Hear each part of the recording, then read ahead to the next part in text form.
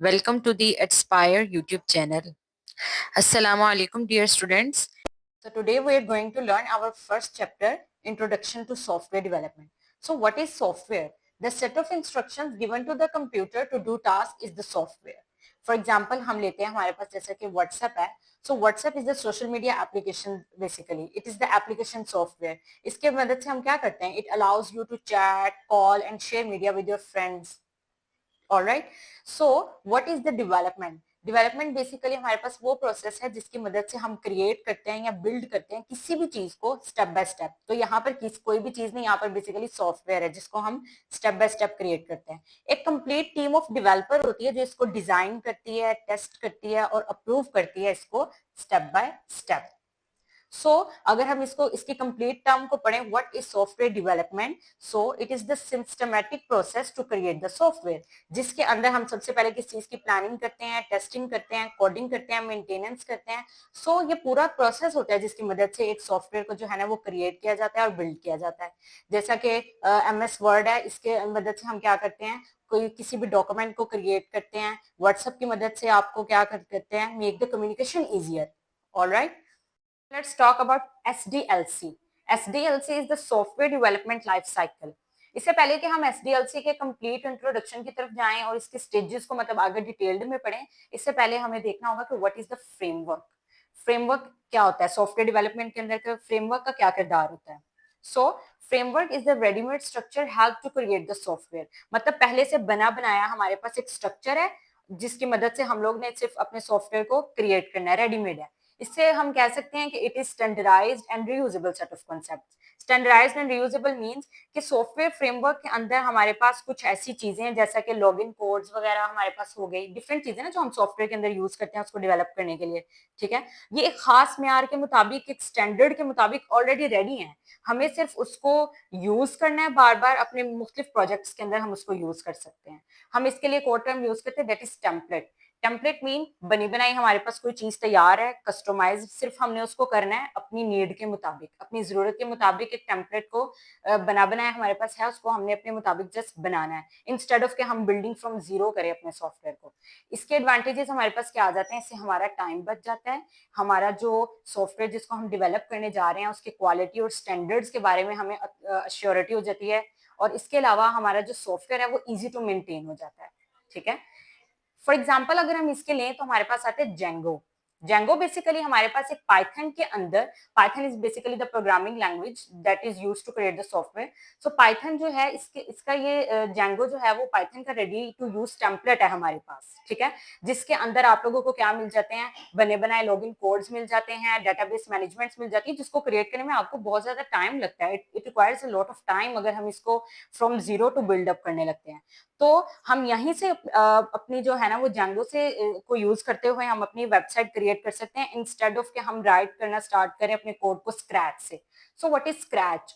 Scratch का मतलब होता है कि स्टार्ट से अपनी कोई चीज राइट करने लगना, उसके बाद सारी बिल्डअप करना स्टेप बाय स्टेप. तो इसके बजाय हम जेंगो को इस्तेमाल करते हैं जिसके अंदर हमारे पास लॉगिन कोड ऑलरेडी बिल्डअप हुए होते हैं, डेटाबेस मैनेजमेंट ऑलरेडी सेट होती है एंड एडमिन पैनल्स हमें इसके अंदर अवेलेबल मिल जाते हैं.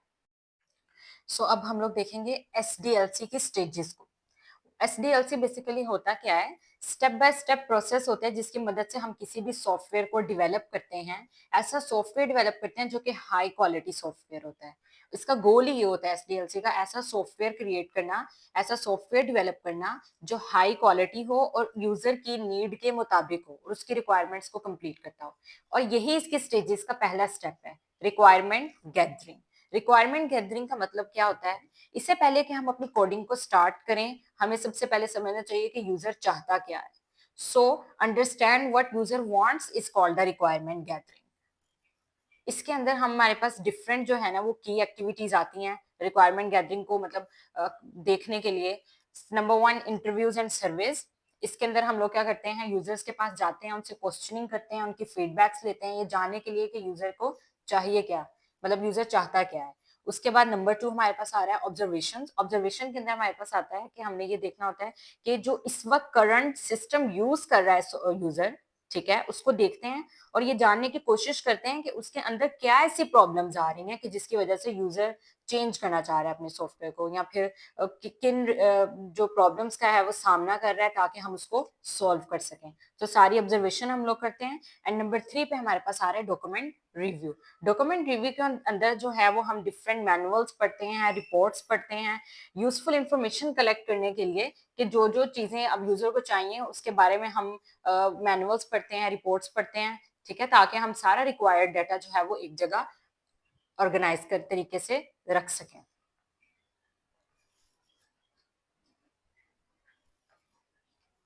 जैसे अगर मैं इसको आप एक एग्जांपल की मदद से आपको समझाना चाहूँ कि अगर हम एक लाइब्रेरी मैनेजमेंट सिस्टम बना रहे हैं, तो इसके अंदर इंटरव्यूज एंड सर्विस किस तरह काम आएगा कि हम इंटरव्यू करेंगे लाइब्रेरियंस का, ये जानने के लिए कि उनको कौन कौन से फीचर्स अपने सॉफ्टवेयर के अंदर, अपने सिस्टम के अंदर चाहिए, ठीक है। इसी तरह हम ऑब्जर्व करेंगे कि how books are currently issued, किस तरीके से बुक्स करंटली कितनी हुई हैं और कितनी रिटर्न हुई हैं, उन सब के बारे में हम ऑब्जर्व करेंगे। And number 3 requirement document review के अंदर क्या आ जाता है कि हम रिकॉर्ड चेक करेंगे, पीछे जाके बैक एंड रिकॉर्ड चेक करेंगे कि कितनी बुक्स हमारे पास इस वक्त मौजूद हैं और उनका बोरो पैटर्न क्या है, मतलब कितनी लेकर जा चुके हैं लोग बुक्स, ठीक है, बच्चे स्टूडेंट्स कितनी बुक्स जो है ना वो बोरो कर चुके हैं।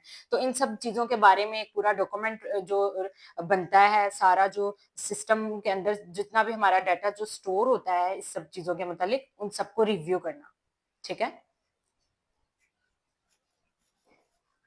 अब इसकी हमारे पास दो टाइप्स हैं रिक्वायरमेंट गैदरिंग की, functional requirements and number 2 is non functional requirements. So what is the functional requirements? Functional requirements का मतलब हमारे पास ये होता है कि what system should do, system को करना क्या चाहिए, सिस्टम के अंदर ऐसी कौन सी उसका बिहेवियर कैसा होना चाहिए, उसकी सर्विसेज कैसी होनी चाहिए, उसको कैसे टास्क परफॉर्म करने चाहिए, ठीक है, जो हम चाह रहे हैं सॉफ्टवेयर से, वो सब चीजें इसके फंक्शनल रिक्वायरमेंट्स के अंदर आती हैं। इसके एक बेसिक और कॉमन एग्जांपल है हमारे पास हमारे सिलेबस के अंदर भी, that is library management system. इसके एग्जांपल में हम ये देख सकते हैं कि अब फंक्शनल रिक्वायरमेंट्स इसके अंदर क्या होंगी, यूजर रजिस्ट्रेशन, कि हमारा सॉफ्टवेयर ऐसा होना चाहिए कि यूजर इजीली जाए और अपने आप को रजिस्टर कर ले, ठीक है, ये सिस्टम की रिक्वायरमेंट है, हमें ये चाहिए सिस्टम से। एंड नंबर 2 बुक बोरोइंग, मतलब ये कि हम इजीली सर्च करें जो हमें बुक चाहिए और हम उसको बोरो कर लें, ठीक है।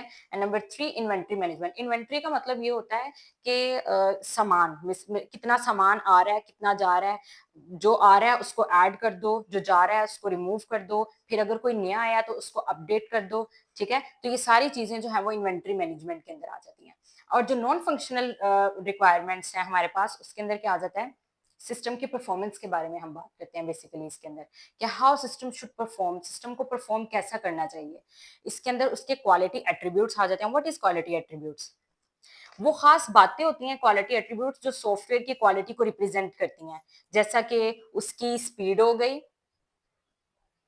ठीक है, कि वो फास्ट स्पीड का होना चाहिए, ठीक है, और फिर उसके बाद उसकी सिक्योरिटी आ गई कि मतलब उसकी सिक्योरिटी भी तो स्ट्रॉन्ग होनी चाहिए ना, ठीक है। एंड नंबर 2 उसकी परफॉर्मेंस अच्छी होनी चाहिए। एंड कंस्ट्रेंट्स मीन के ऐसी लिमिटेशंस और रिस्ट्रिक्शंस जो सिस्टम को फॉलो करनी चाहिए, ठीक है। जैसा कि मिसाल के तौर पर हम कहते हैं कि हमारी ऐप जो है ना वो 50 से 100 MB तक होनी चाहिए, इससे ज्यादा नहीं होनी चाहिए। या फिर हम ये कहते हैं कि ये जो मैंने एप्लीकेशन बनाई है ये जस्ट एंड्रॉइड फोन्स के अंदर या एंड्रॉइड ऐप के थ्रू जो है ना वो सिर्फ चले, ठीक है। तो ऐसी लिमिटेशंस या वो कोई रिस्ट्रिक्शन लगा देना जो सिस्टम को फॉलो करनी चाहिए, वो उसके कंसंट्रेट्स कहलाते हैं, ठीक है। इसकी भी एग्जांपल हमने लिया लाइब्रेरी मैनेजमेंट सिस्टम ही, ठीक है। इसके अंदर नंबर 1 है परफॉर्मेंस। परफॉर्मेंस के अंदर क्या आ जाता है कि हमारा जो लाइब्रेरी मैनेजमेंट सिस्टम का जो हमारे पास सॉफ्टवेयर है वो थाउजेंड्स ऑफ यूजर भी अगर उसके अंदर आ जाते हैं, थाउजेंड्स ऑफ यूजर भी अगर एट अ टाइम आ जाते हैं उसके अंदर, तो वो इजीली उसको हैंडल करे without slowing down, system slow down नहीं होना चाहिए, ठीक है। और रिलायबिलिटी के अंदर हमारे पास ये आ जाता है कि अगर अगर हमारे पास उसको रिलायबिलिटी, वैसे हम कहते हैं किसका है, पूरा एतमादी होनी चाहिए हमारे सिस्टम के अंदर। 99.9% जो हमारा सॉफ्टवेयर है, ठीक है, 99.9% जो हमारा सॉफ्टवेयर वो हमें अवेलेबल चाहिए मिनिमल डाउन टाउन के साथ, ठीक है, डाउन टाइम के साथ, सॉरी। उसके बाद हमारी इसकी सिक्योरिटी अच्छी होनी चाहिए, सिर्फ जो जिनको इजाजत है अंदर आने की, जो ऑथेंटिकेशन पर्सन है सिर्फ वही आ सके, और यूजर का डाटा सॉफ्टवेयर से लेकर एंड तक इनक्रिप्ट होना चाहिए, मतलब अदर जो है ना वो अंदर कोई शख्स इन्वॉल्व ना हो, किसी को एक्सेस ना हो, अंदर इनक्रिप्टेड डाटा होना चाहिए। ठीक है, एक्सेस को कंट्रोल रखना, ये सारी चीजें उसकी सिक्योरिटी के अंदर शामिल हो जाती हैं, जो कि बहुत इंपॉर्टेंट है किसी भी सॉफ्टवेयर की परफॉर्मेंस को मेंटेन रखने के लिए। सो ये नॉन फंक्शनल के अंदर रिक्वायरमेंट्स के अंदर हमारे पास सिक्योरिटी, रिलायबिलिटी एंड परफॉर्मेंस, ये मेन फीचर्स हैं जो हमने लाइब्रेरी मैनेजमेंट सिस्टम के हवाले से भी देखे हैं। सेकेंड फेज है डिजाइन। डिजाइन का मतलब क्या होता है कि इससे पहले कि हम एक्चुअल सॉफ्टवेयर बिल्डअप करें, डिजाइन हमें ये बताता है कि हमारा सॉफ्टवेयर नजर कैसा आएगा और फिर वो काम कैसा करेगा। ठीक है, जिस तरह हम लोग ट्रैवलिंग करने से पहले मैप क्रिएट करते हैं या फिर हाउस बिल्ड करने से पहले ब्लूप्रिंट्स बनाते हैं, इसी तरह सॉफ्टवेयर बिल्डअप करने से पहले वी नीड डिजाइन, जिसके अंदर हमारे पास सबसे पहले हम इसके लिए डायग्राम्स वगैरह क्रिएट कर सकते हैं। डायग्राम क्रिएट करने का मतलब क्या है कि डायग्राम्स हमें ये बताती हैं कि एक्चुअली में हमारा सॉफ्टवेयर नजर कैसा आएगा और उसके डिफरेंट पार्ट्स आपस में कनेक्ट कैसे करेंगे। तो इसके लिए हम फ्लो चार्ट्स जो है ना वो अपने सॉफ्टवेयर का ड्रॉ करते हैं। यहाँ पर हमने एक छोटी सी एग्जांपल लिया, जैसा कि किसी भी वेबसाइट का जो लॉगिन पेज है, अगर वहां पर हमने जाना हो तो उसका जो फ्लो चार्ट है वो समथिंग लुक लाइक दैट। सबसे पहले स्टार्ट होगा, देन हम लॉगिन करेंगे, लॉगिन अपना पासवर्ड एंटर करेंगे। अब अगर तो हमारा पासवर्ड करेक्ट होगा, ये जो है symbol that is a decision making symbol, अब अगर हमारा पासवर्ड करेक्ट होगा तो वो हमें डैशबोर्ड की तरफ ले जाएगा, और अगर हमारा पासवर्ड रॉन्ग होगा तो वो हमें एरर मैसेज शो कर देगा and then the flow chart and यहाँ पर। तो ये एक सिंपल सा सिर्फ एक लॉगिन पेज का फ्लो चार्ट था, जिससे हमें पता चल गया कि हमारा जो लॉगिन पेज है उसके डिफरेंट पार्ट्स आपस में कनेक्ट कैसे कर रहे हैं और काम कैसे कर रहे हैं। ये सारा विजुअलाइज उसने हमें करके दे दिया। ठीक है, देन सेकंड जो है, हम इसके लिए मॉडल्स वगैरह डेवलप कर सकते हैं अपने सॉफ्टवेयर का। मॉडल मीन के हम इसके अपने सॉफ्टवेयर के लिए मॉकअप बना सकते हैं। मॉकअप क्या होता है? Mock-up is basically the visual model, visual model, या फिर हम इसको विजुअल ड्राफ्ट भी कह सकते हैं, जो कि हमें ये बताता है कि हमारी जो सॉफ्टवेयर है हमारा वो तैयार होने के बाद नजर कैसा आएगा। ठीक है ना, बेसिकली हम ये कह सकते हैं कि mock-up is the representative structure of the software. ठीक है, ये एक्चुअल सॉफ्टवेयर नहीं होता, ये जस्ट रिप्रेजेंटेटिव स्ट्रक्चर होता है। ठीक है, इसके बाद जो है स्पेसिफाई रिक्वायरमेंट्स के अंदर क्या हमें जो जो चाहिए अपने सॉफ्टवेयर के अंदर हम वो सारा कुछ राइट डाउन कर लेते हैं, ताकि हम बाद में ये इंश्योर कर सकें कि कोई भी चीज हमारी सॉफ्टवेयर के अंदर मिस ना हो। ठीक है, तो उसके अंदर हमारी जितनी भी रिक्वायरमेंट्स जो भी हमें चीजें चाहिए वो इस स्टेप में हम लोग राइट डाउन कर लेते हैं। और इसके बाद प्लान द आर्किटेक्चर, इसके अंदर क्या है कि हम सारा जो सॉफ्टवेयर का स्ट्रक्चर है ना वो डिस्क्राइब कर लेते हैं। ठीक है, प्लान कर लेते हैं, like how the parts connect, how data will flow and how everything works smoothly. Third phase है हमारे पास, अब यहाँ पर जो है ना वो डेवलपमेंट की जाती है और कोडिंग की जाती है। ठीक है, development and the coding phase, यहाँ पर प्रोग्रामर्स जो है वो कोड लिखते हैं उसके मुताबिक, जैसा कि उन्होंने अपना प्रीवियस फेज जो डिजाइन का फेज था वहां पर उन्होंने जिस तरह सारी प्लानिंग की हुई होती है उसके मुताबिक अब वो कोडिंग करते हैं, प्रोग्रामिंग करते हैं। और प्रोग्रामिंग लैंग्वेज में वो लोग सारा प्रोग्राम लिखते हैं, और प्रोग्रामिंग लैंग्वेज ये ट्रांसलेट करती है ह्यूमन आइडियाज को इंस्ट्रक्शंस के अंदर, which the computer can follow, that computer can follow. ठीक है, तो ये वाला सिर्फ डेवलपमेंट और कोडिंग का फेज होता है। ठीक है, and the next phase is very important, that's name is testing.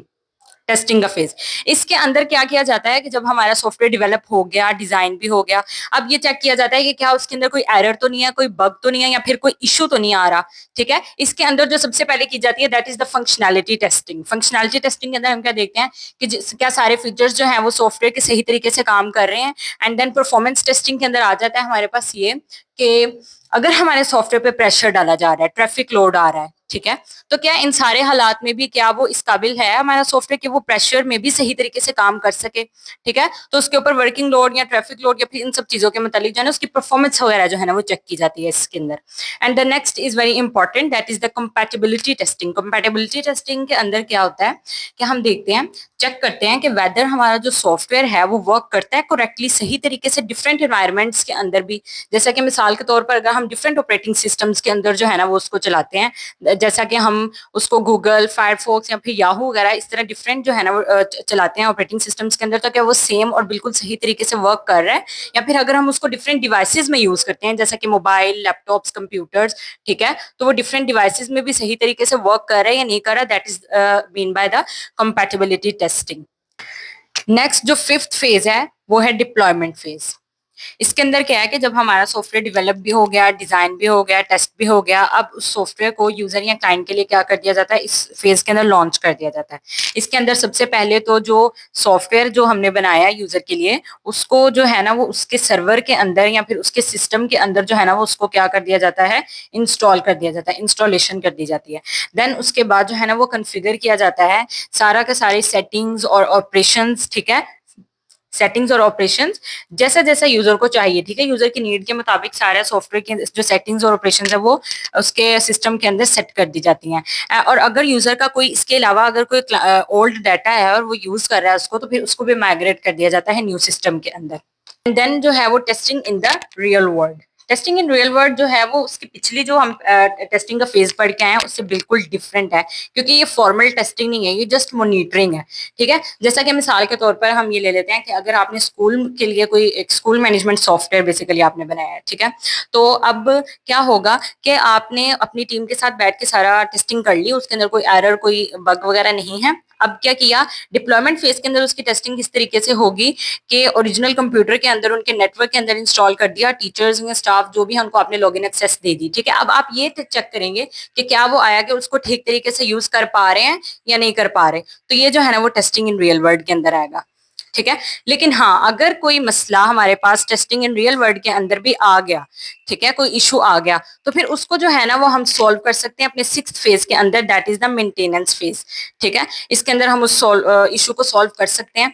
इस मेंटेनेंस के अंदर इसके अलावा हम लोग अपने सॉफ्टवेयर की अपडेशन कर सकते हैं, मतलब अप टू डेट रखना सॉफ्टवेयर को एडवांस टेक्नोलॉजी के मुताबिक, ठीक है। इसके अलावा हम अपने सॉफ्टवेयर के अंदर जो है ना वो इम्प्रूवमेंट्स कर सकते हैं, ठीक है, इम्प्रूवमेंट्स कर सकते हैं अगर हमें कोई चाहिए अपनी सॉफ्टवेयर के अंदर, ठीक है, यूजर को कोई चीज इंप्रूव करवानी हो तो आप उसके अंदर वो भी कर सकते हैं मेंटेनेंस के फेज के अंदर। सो ये 6 फेज थे एसडीएलसी के अंदर। So students, that's all about today's lecture, that is SDLC and its stages. So I hope कि आप लोगों को अच्छे से समझ आ गई हो, but if you have any query, just comment me below and stay tuned for the next lecture. Allah Hafiz.